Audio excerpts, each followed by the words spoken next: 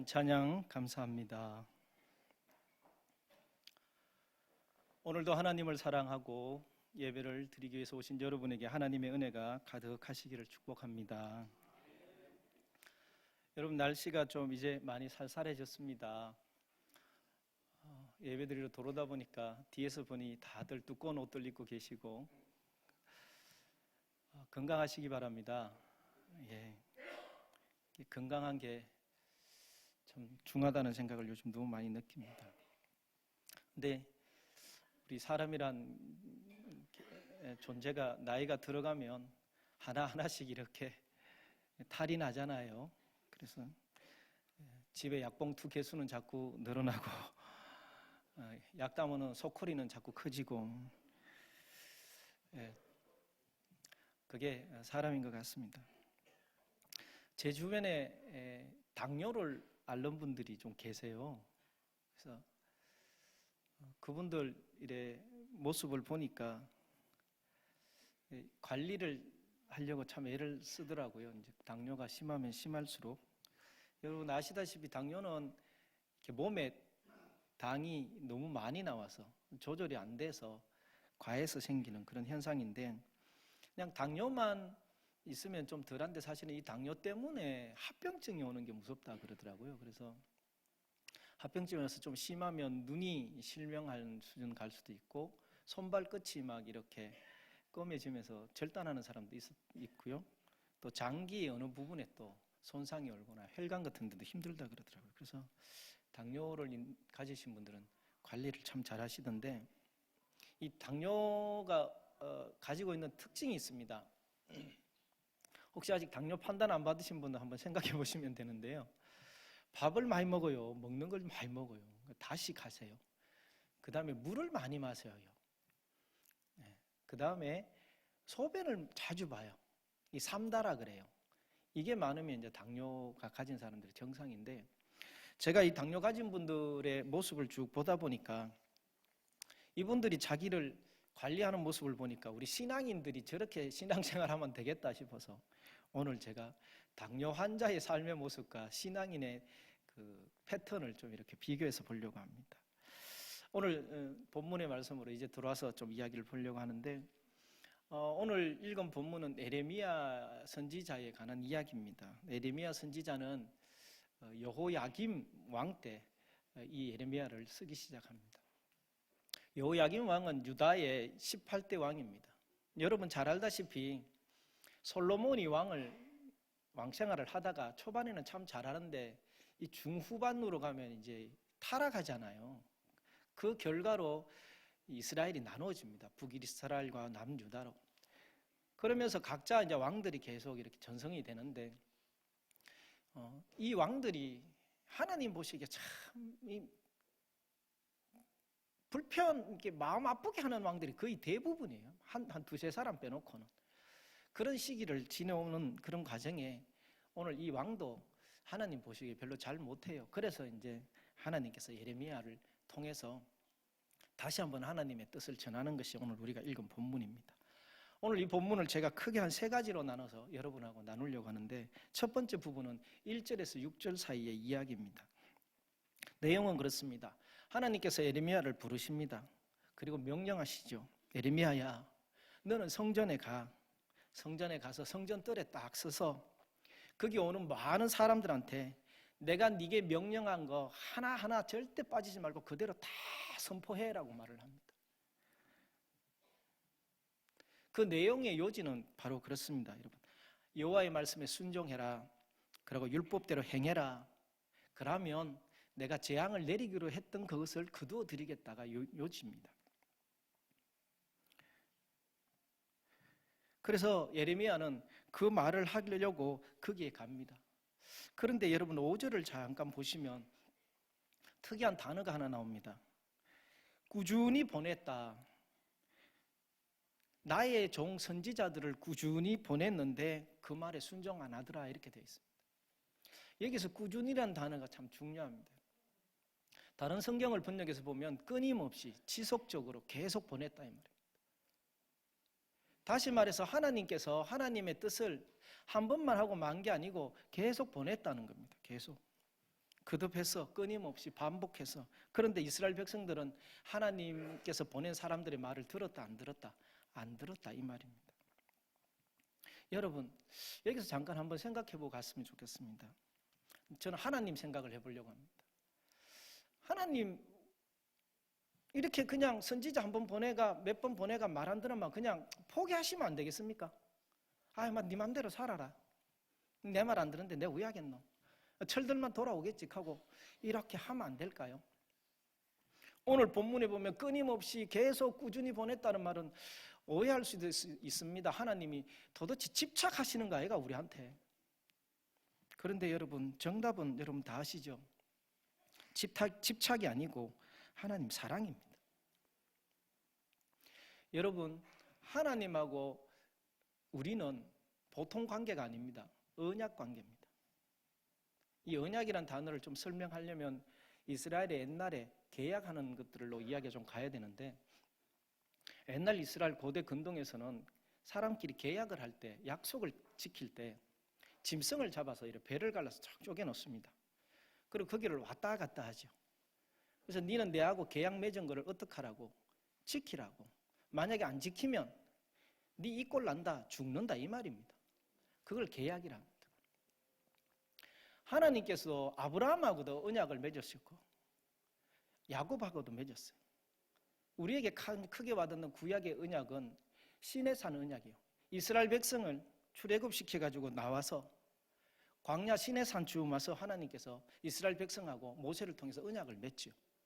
내가 네 신 돼줄게. 네 내 백성 되라. 네가 내 백성 되면 나는 네 신이 되어서 네를 지키고 보호해주고 영원히 하겠다. 대신 내가 네 신이니까 넌 내 말 들어라. 그래서 율법을 주고 하라는 대로 하면 된다 이랬죠. 그게 언약입니다. 그게 구약에 있었고 신약에도 여러분 있습니다. 신약에 오면 여러분 우리 다 세례 받았죠. 그와 관련이 있습니다. 누가복음 22장에 가면 예수님께서 잡히시기 전날 밤 최후의 만찬을 할 때 만찬을 베풀 때 잔을 따르면서 그 말합니다. 이 잔은 내 피로 세운 새 언약이니 너희를 위해서 내가 붓는다라고 주면서 언약 관계를 맺죠. 그래서 여러분 우리는 성찬에 참석합니다. 여러분 성찬은 아무나 참석합니까? 아닙니다. 세례 받은 사람만 받습니다. 세례는 정말 중요합니다, 여러분. 세례는 정말 중요합니다. 왜냐하면 주님과 내가 결혼하는 거기 때문에. 그래서 우리 성경은 주님을 뭐라고 말을 합니까? 신랑이라고. 우리는 신부라. 신부는 어떻게 해야 된다? 순결해야 된다. 그래서 세례식을 하는 것은 영적 결혼입니다. 그래서 세례는 몇 번 계속 받습니까? 한 번만 받습니다. 그리고 나서 세례 받았으니까 너는 내 몸을 먹을 수 있고 내 피를 먹을 수 있다 이 말입니다. 이게 언약입니다. 그래서 이 자리에 계신 세례 받은 모든 분들은 하나님과 언약 관계입니다. 이거를 여러분 부부 관계하고 같다고 보시면 되죠. 일반 결혼식장 가면 옛날에 그런 주례했잖아요. 금은머리 팥불이 되도록 사랑할래? 예 하고 그게. 저는 아직 머리가 팥뿌리가 돼도 지금 계속 사랑하고 있습니다. 아플 때나 건강할 때나 슬플 때나 기쁠 때나 항상 옆에 같이 있겠냐 하면 예 했잖아요. 그런데 여러분 그랬던 사람이 마음이 절로 쑥 감아. 저 사람한테 마음 쑥 감아. 그거 뭐라 합니까 우리는? 관계를 깨는 거죠. 기독교 결혼식이 되게 중요합니다. 여러분 기독교 결혼식도 이 계약관계와 의미가 같습니다. 여러분 결혼식장에 가면 신랑 척 앉아있고 신부 척 앉아있죠.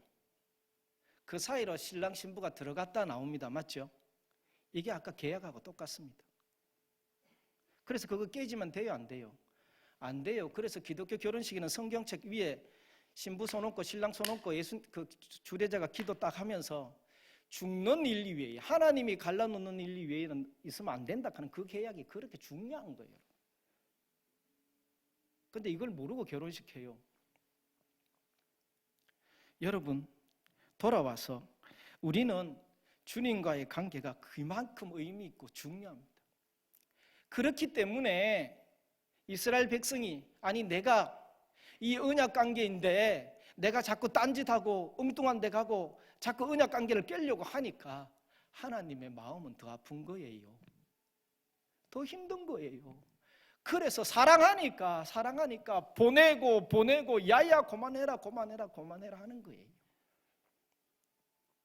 하나님 집착이 아니에요. 사랑이에요. 그래서 그 사랑을 아는 사람이 하는 행동은 4절에 딱 나와 있어요. 말씀에 순종하고 율법대로 행하면 돼요. 그러면 그 언약 관계는 아름다운 관계로 유지되는 거예요. 하나님이 우리한테 바라는 거 이거밖에 없어요.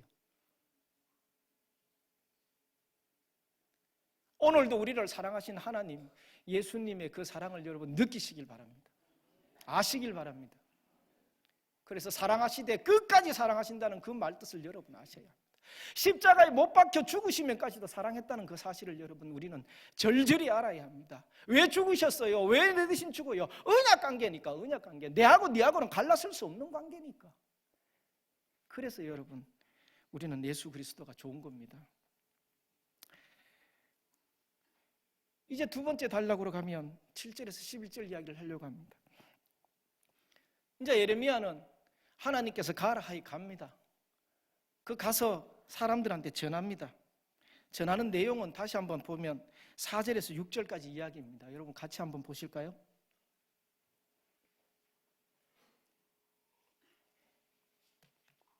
제가 봉독하겠습니다. 여호와의 말씀에 너희가 나를 순종하지 아니하며 내가 너희 앞에 둔 내 율법을 행하지 아니하며 내가 너희에게 나의 종 선지자들을 꾸준히 보내 그들의 말을 순종하라고 하였으나 너희는 순종하지 아니하였느니라. 내가 이 성전을 실로같이 되게 하고 이 성을 세계 모든 민족의 저주거리가 되게 하리라. 보내면서 하라는 말이 뭐냐면 너가 예수 하나님 말씀 들어라. 율법대로 행하라. 만약에 안 그러면 이 실로가 폐허가 되듯이 그냥 이 성전을 다 무너뜨릴 것이고 주변의 모든 나라들이 하나님 믿다 하는 게 너가 그러나 하고 저주까지 손가락질 당할 것이다. 그렇게 말을 한 거예요. 그 말을 했어요.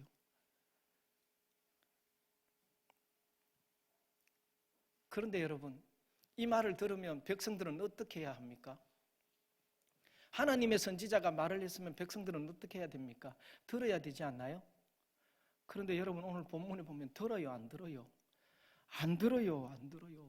제사장들이 선지자들이 거기 있던 백성들이 느헤미야 멱살을 잡고 네 죽었어.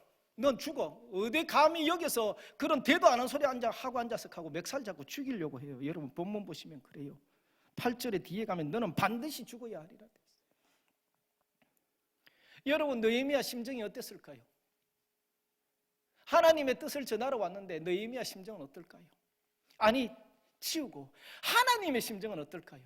내가 언약관계에 있는 내 백성한테 저 녀석들 저래 살면 안 돼서 내 마음이 힘들고 저러면 안 되는데 싶어서 보내가 말을 했는데 안 들어요. 어떨까요? 하나님 마음이. 이 백성들이 죽이려는 이유는 거기에 와서 저주하는 예언을 했다고 죽이려고 하는 거예요. 그러면 여러분 우리 여기서 이 백성들로 눈을 한번 돌려서 보시면 느헤미야를 죽이려고 했던 사람들은 아까 말했듯이 제사장들이에요. 선지자들이에요. 성전에 와 있던 사람들이에요. 그럼 성전에 와 있다면 하나님을 믿는다는 사람들 아닌가요? 제사장, 선지자는 종교인들이죠. 그런데 왜 하나님의 소리를 안 들을까요? 오늘날로 말하면 목사인데 그리고 성도들인데 왜 하나님의 소리라고 선포하는 말씀을 하나님의 말이라고 하는 말씀을 안 듣냐 이 말하고 똑같아요. 여러분 한번 생각해 보십시오. 왜 안 들었을까요? 이들은 제사장이라며요. 선지자라며요. 성전에 와서 예배 드리고 기도하는 사람이라며요. 왜 안 들을까요?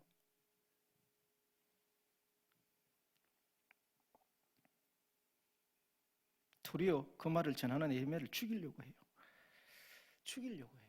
바른 말했다고 죽이려고 해요. 하나님이 없다는 거예요. 하나님이. 가운 입고 설교하지만 하나님 없어. 교회 다니고 성도라고 하지만 하나님이 없다는 거 아니에요, 여러분?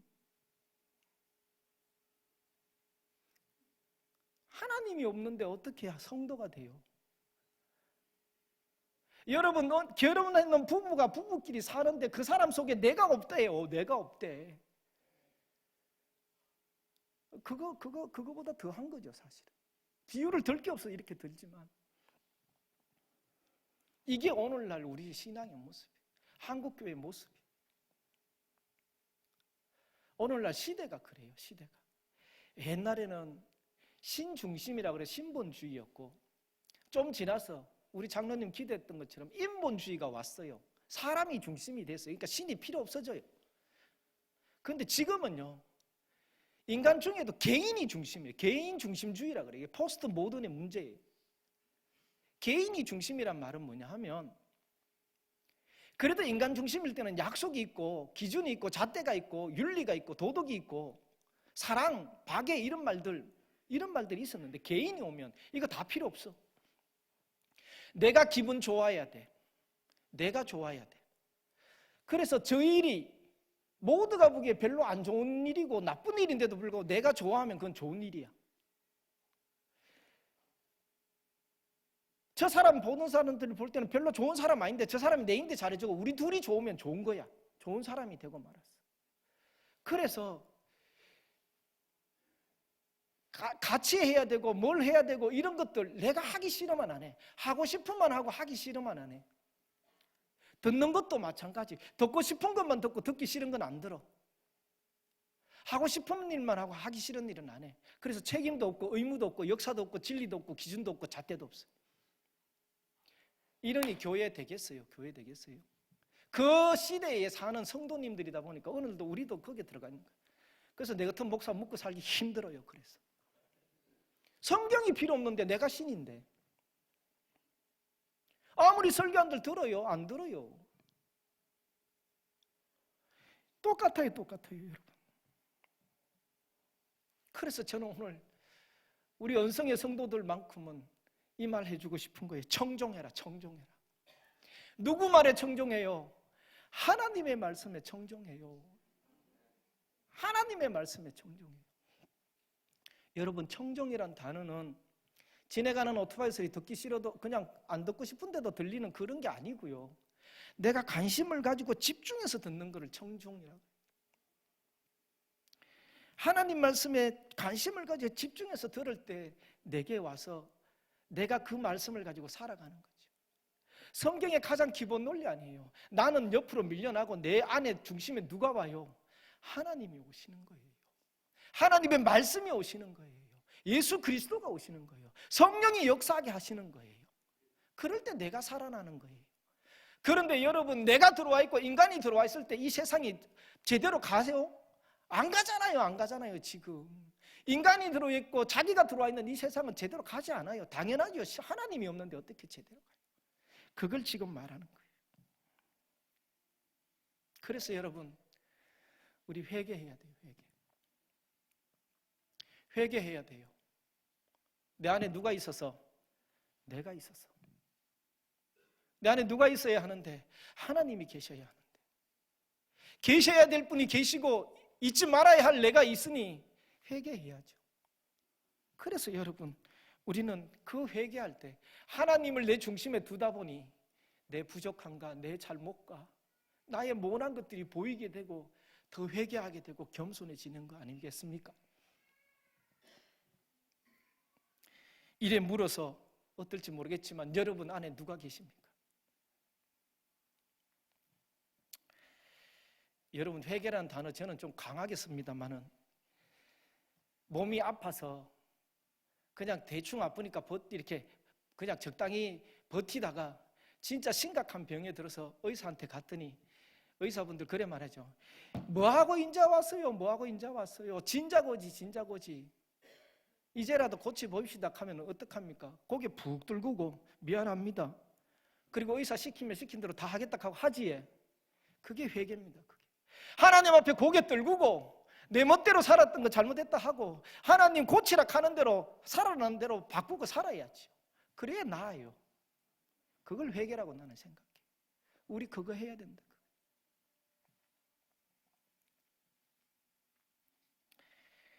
세 번째 단락으로 가보면, 그러면 여러분, 우리 왜 살까요?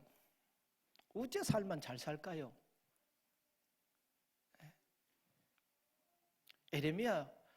에레미야를 모델로 한번 살아봤으면 좋겠다고 오늘 여러분한테 제안을 드리려고 합니다. 12절에서 16절 사이의 이야기를 보면 에레미야는 참 멋진 것 같습니다. 12절을 보면 이렇게 말합니다. 여호와께서 나를 보내사 너희가 들은 바 모든 말로 이 성전과 이 성을 향하여 예언하게 하셨느니라. 여러분, 에레미야는 혼자 가요. 성전에 하나님 말씀이라고 들고 가요. 근데 사람 많았잖아요. 겁날까요? 안 날까요?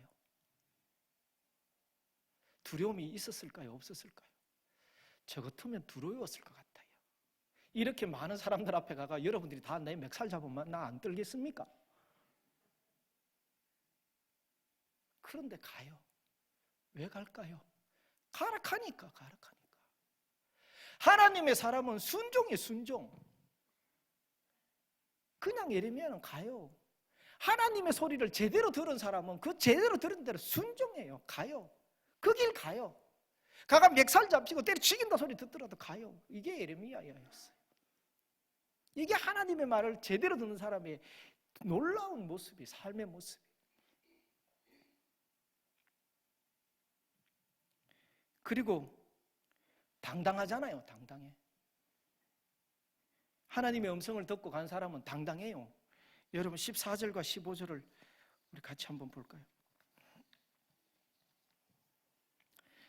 보라, 나는 너희 손에 있으니 너희 의견에 좋은 대로 옳은 대로 하려니와 너희는 분명히 알아라. 너희가 나를 죽이면 반드시 무죄한 피를 너희 몸과 이 성과 이 성 주민에게 돌리는 것이니라. 이는 여호와께서 진실로 나를 보내사 이 모든 말을 너희 귀에 말하게 하셨습니다. 죽이라. 죽이고 싶으면 죽이라. 괜찮다. 죽이라. 그러나 너가 죽이는 건 잘한 게 아니다. 하나님에 대항한 것이고 내가 흘린 피는 너가 다 책임져야 된다. 얼마나 당당해요. 여러분, 하나님을 만난 사람은 당당하게 살아야 합니다. 당당할 수밖에 없습니다. 세상에 무엇이 기준이 되고 잣대가 되고 우리를 이길 수 있겠습니까? 여러분, 하나님이 위대하시고 대단하시다고 고백하시잖아요. 그런데 왜 당당하게 못 살아요? 어린아이가 아버지 뒤에 딱 세워가지고 어디 가면 어깨 힘 딱 주잖아요. 맞지? 아니면 큰형 뒤에 딱 샤가 가면 그냥 놀이터 가면 그냥 합니다. 좀 까불기도 할 수 있어요.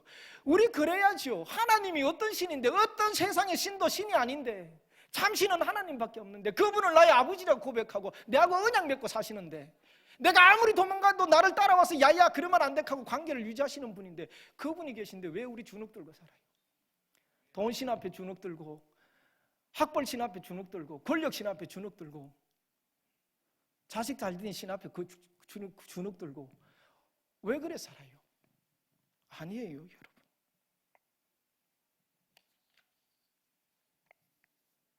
하나님에 대한 음성을 제대로 듣고 하나님의 언약 관계의 삶을 명확히 살면 이래 당당해집니다. 나는 우리 사랑하는 성도님들이 순종적이고 당당하시길 바랍니다. 그런데 순종할 때 당당할 수 있습니다. 맞죠? 순종할 때 당당할 수 있습니다. 그래서 이 당뇨병 환자가 자기 관리하는 거랑 영적 자기 관리를 제가 비교해서 한번 여러분에게 들려드리겠습니다. 당뇨병 걸렸다고 해서 약 먹고 운동하고 식이요법 한다고 해서 당장 죽는 건 아닙니다. 맞죠? 물론 관리 안 하면 죽어요. 우리도 똑같아요. 우리는 성도는 의인이자 죄인입니다. 맞죠?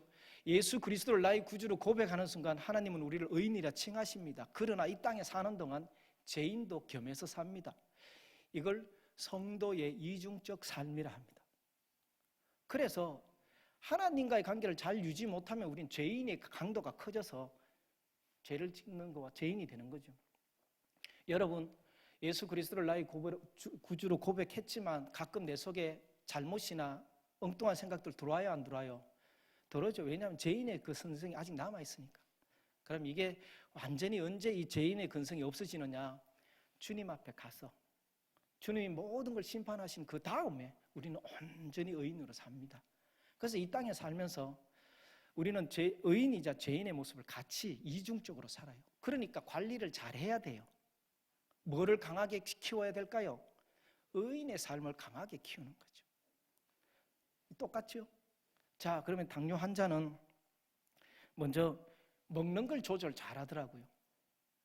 단 거 줄이고, 그죠? 먹는 거 음식도 많이 안 먹고 조절해야 돼요. 옆에 사람들 막 먹잖아요. 따라 먹으면 안 돼요. 에? 빵 먹는다고 따라 먹고, 라면 맛있다고 따라 먹고, 피자 먹고, 통닭시키가 막 먹고, 맥주 한 잔 때리고 막 그러면 안 돼요. 과일을 먹어도 다 먹으면 안 되더라고요. 사과나 딸기 정도 좋고, 꼭 먹고 싶으면 10개 먹고 싶은 거 한 개만 먹으라고. 바나나. 그죠? 우리 마찬가지예요. 듣고 싶은, 들리는 대로 다 듣고 보는 대로 다 받아서 내 거 만드는 게 아니고요. 듣지 말아야 될 거 듣지 말고 보지 말아야 될 거 보지 말아야 돼. 아니면 밀어내야, 다시 밀어내야 돼. 골라서. 그래야 내가 영적 건강함을 유지할 수 있어요. 그런데 아까 말했죠. 우리 어떡하다고. 옆에서 달삭하다는 이야기, 좋다는, 눈에 좋다는 거 다 따라 하니까 영적으로 건강함을 잃어버리게 되는 거예요. 아니라고. 그건 아니라고. 이건 안 해야 돼. 이건 하지 말아야 돼. 그리고 그거 삶을 살아야 돼. 그래서 여러분, 환자는 먹고 싶은 약만 먹어요? 먹어야 될 약을 먹어요? 아시네요. 그러면 성도는 듣고 싶은 설교를 들어야 돼요? 들어야 될 설교를 들어야 돼요? 기도하고 마칠까요?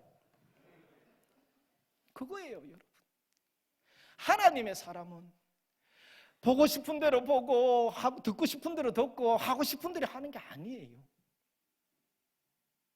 들을 거 듣고, 볼 거 보고, 해야 할 걸 하는 것이죠. 그래야 교회가 살고 공동체가 살고 그 속에 있는 내가 살고 네가 살아야 하나님의 이 땅이 하나님의 나라, 이 교회가 사는 일이 벌어지거든요.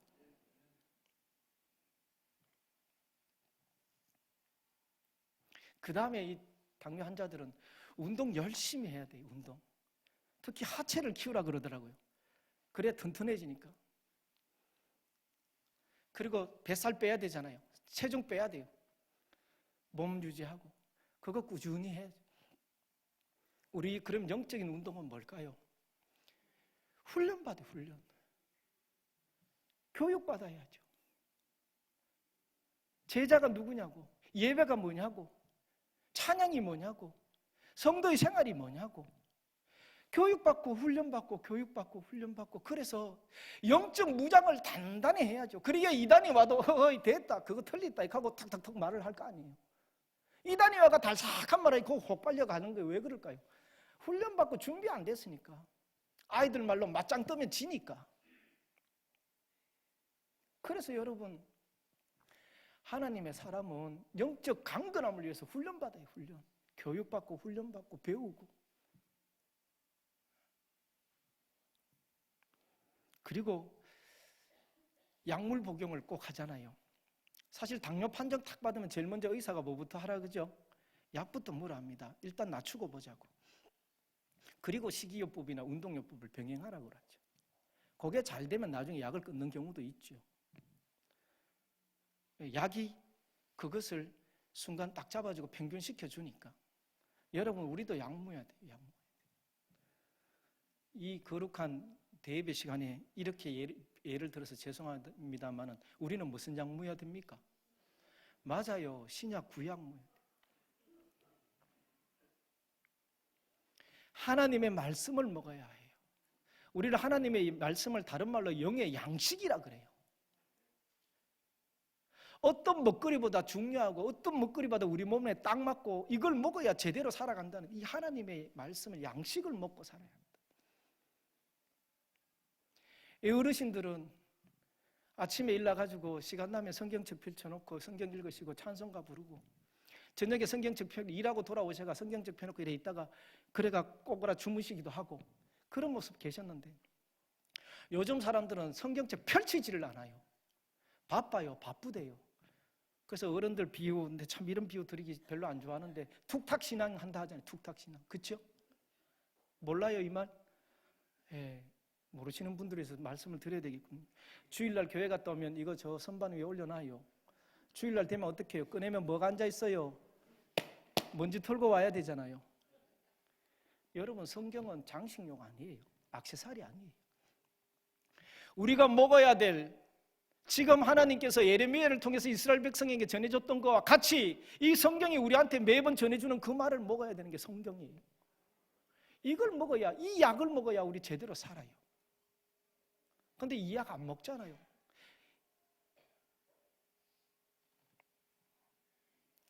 그리고 이 두 가지의 공통점이겠지만 당뇨 환자는 꾸준히 운동합니다. 꾸준히 관리하려고 합니다. 강도가 심하면 심할수록, 당뇨가 심하면 심할수록 먹는 거 절제하고 운동하고 약 제때 시간 맞춰 먹으려고 애쓰죠. 우리 마찬가지예요. 영적 생활은 하다 말다 내 하고 싶으면 하고 안 하고 싶으면 안 하고 그게 아니에요. 꾸준히 내 신앙을 지켜나가야 돼요. 그래야 의인의 삶이 강화되고 죄인의 삶이 줄어들기 때문에 이거 꾸준히 안 하면 어느 순간에 죄인의 삶이 가득이 와서 교회는 10년, 20년, 30년, 40년 다닐지 모르지만 목사가 됐을지 모르지만 똑같은 일이 벌어지는 거 쉬워요. 여러분. 꾸준히. 그래서 우리가 영적으로 이렇게 꾸준히 살아가면서 나를 회복시키고 나가는 것을 우리 교회에서는 성화라 그러는 거예요. 어제보다 오늘이 좀 낫고 오늘보다 내일이 좀 나은 믿음의 삶, 신앙생활을 하는 것을 성화라 해요. 그리고 어디 가요? 그리고 하늘나라 가요. 그러면 건강하다 모든 것들을 선포는 거기서 주님이 하시는 거 아니겠습니까?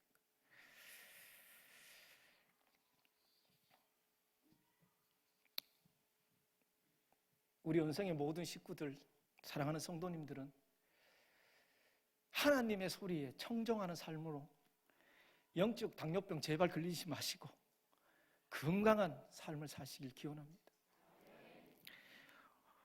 예레미야 선지자가 했던 말로 이 말이 우리에게 주는 하나님의 소리라고 생각하고 한 절을 같이 봉독했으면 좋겠습니다. 13절의 말씀입니다.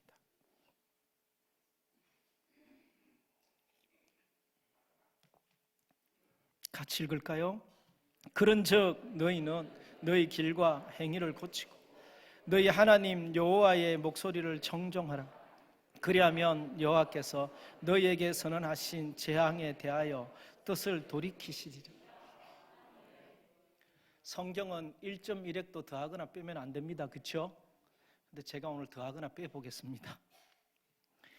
그런즉 너희는 너희 길과 행위를 고치고 너희 하나님 여호와의 목소리를 청종하라. 그리하면 여호와께서 너희에게 은혜와 복을 더하시리라.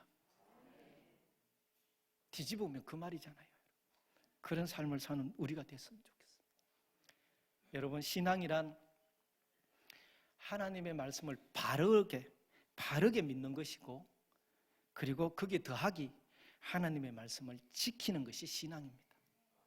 들을 거 들으시고 그 들은 걸 지키는 그게 신앙이라. 그런 우리가 되었으면 좋겠습니다. 기도할까요?